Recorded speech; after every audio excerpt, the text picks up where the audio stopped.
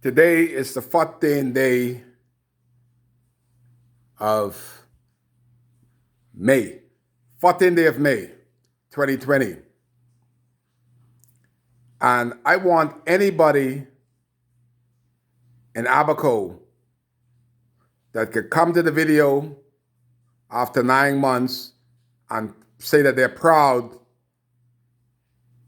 of the government and the way they are acted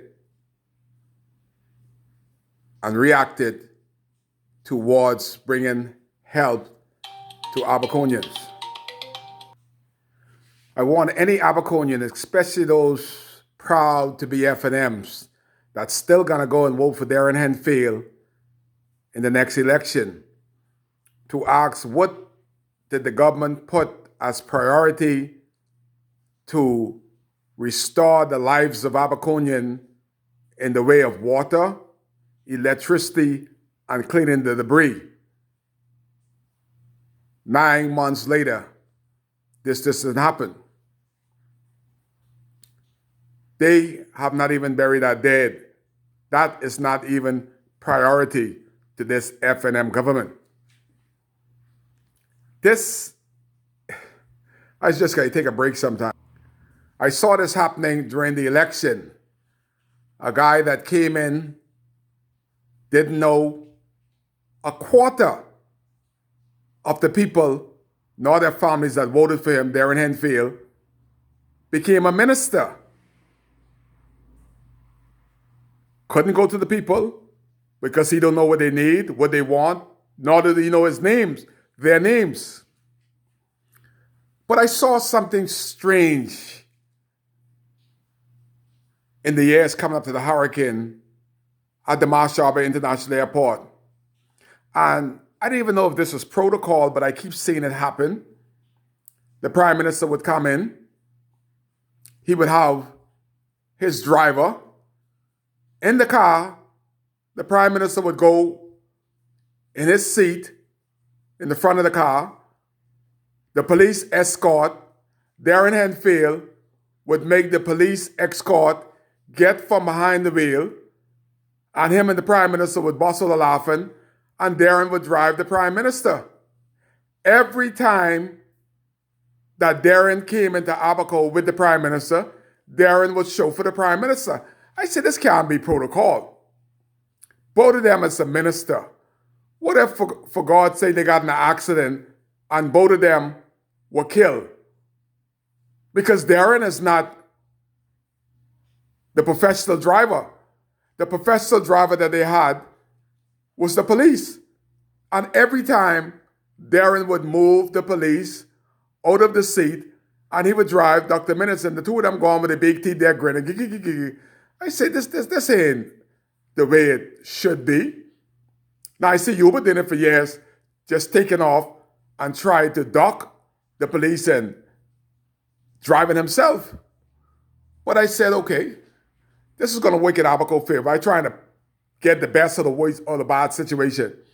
I say, seems like the Prime Minister liked Darren because of his lieutenant status, and he feel secured because he's being driven by a lieutenant of the Defense Force, who's now a minister in his government. So I said, okay, this gonna work in the benefit for Abaco. Darren now is cozy under the Prime Minister. He could get what he want. Yes, happened. He can't find nobody to work in the Ministry of Youth office when we got all these youths. The majority of the kids now are youths in school. They can't get nothing done there. Year gone by, 2 years gone by, nothing. Then we got a hurricane, we got COVID-19, and I figured this out. I say Darren has been so busy brown nosing the Prime Minister. That's why for 9 months he haven't spoke to us. This is why he can't take off them little tight suits, them little boys' suit that you can see his nuts in them. Children's suit he's wearing. And he's brown nosing the Prime Minister so much that when the Prime Minister fart, Darren could smell it. Darren is the first one to smell the wind from the Prime Minister. But it got worse. Darren got his head so far up, brown nosing, that his ears is covered. His eyes is covered. His nose is covered. His mouth is covered. From a deep sense of brown nosing this prime minister that Darren can smell the smell from the dead in the trailer. The Minister of Foreign Affairs, Darren Henfield, cannot see the debris on the side of the streets of Marsh Harbour, Dundas, Murphytown, and Pelican Shores. His head is so far up from brown nosing, he doesn't recognize, because it's dark wherever his head is, he doesn't recognize that it's dark in Marsh Harbour, Dundas, and Murphytown because we have no electricity. He cannot wash the smell away from brown nosing so deep that he doesn't know that the water is off in central Abaco 9 months in. And we're only 3 miles from the main water depot to Marsh Harbour, 5 miles to Murphy and Dundestown. The water is still off and we're 5 miles in. That's what happened when a member of parliament that swore an oath to do good by the people of North Abaco is so busy brown nosing for his own personal interest. What it is, I don't know. It got to be more than the blue plate.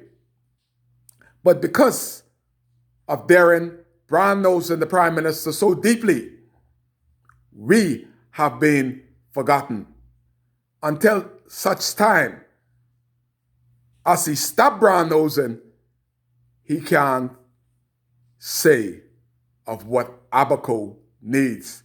He has not prioritized one thing. If in 9 months, if Darren would have said, all right, I give y'all Bahama Power and Light 4 months to have the power restored in central Abaco, and he would take that off. At the same time, I'm giving you 4 months to have the water, one house at a time, and he take that off. Then, let's see which people that were devastated the most. Let's prioritize and let's get the NGOs, since we so no good and weightless and we ain't gonna build no house. Let's see these NGOs that we brought in there, let them work on this house first. This person is out in the elements. Let's see if we can secure this. We have people that have apartments. The NGOs already fixed their roofs and brought the apartment owners back to sense of normalcy. The apartments to gouge off the people that don't have a job.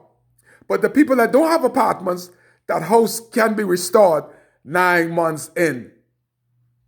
They have not been restored because my MP haven't got a checklist. His only checklist is brown nosing the prime minister. How is it? You haven't checked off the graveyard. You haven't checked off the burial of our dead. They're still in the same spot, still smelling, still flies, 9 months in. So Abaco, whenever you see the Minister of Foreign Affairs flying by, because he ain't stopping, he flying by in his chopper, flying by in his jet. Whenever you could stop him from flying, ask Darren Henfield, what has this no good government of his has privatized on behalf of Abaco? Tonight, it's going to be a sleepless night in Abaco because we don't know if there are tornado going to be in this storm. We don't know if the poles that Bahama Power and Light has remaining on the streets of Marsh Harbour going to take flights and to ram into the trailers that some of us was fortunate enough to get gonna go through there like a bullet and kill us.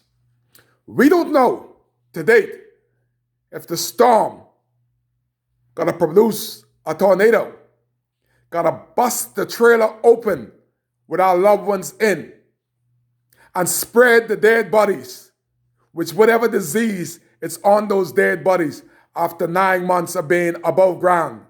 What if a tornado busts that trailer open to date? Where would Abaco be? Next question, which should have been priority after 9 months of every hurricane shelter got destroyed.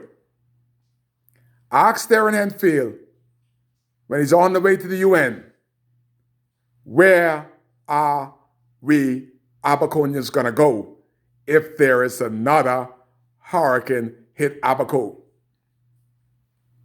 Darren Henfield, let me ask you, where are Abaco residents going to go when there's not one hurricane shelter has been rebuilt or started to be rebuilt 9 months later? You're live as Darren Henfield is so busy passing by and brown nosing the most honorable Prime Minister, he has forgotten to prioritize anything of concern going forward for Abaco and Abaconians. Kai Case, that's why he's here. You're live with Kai on WCAY. I told y'all you were going to see more of the backs of Darren Henfield than the front. So said, so done, so soon. Kai Case.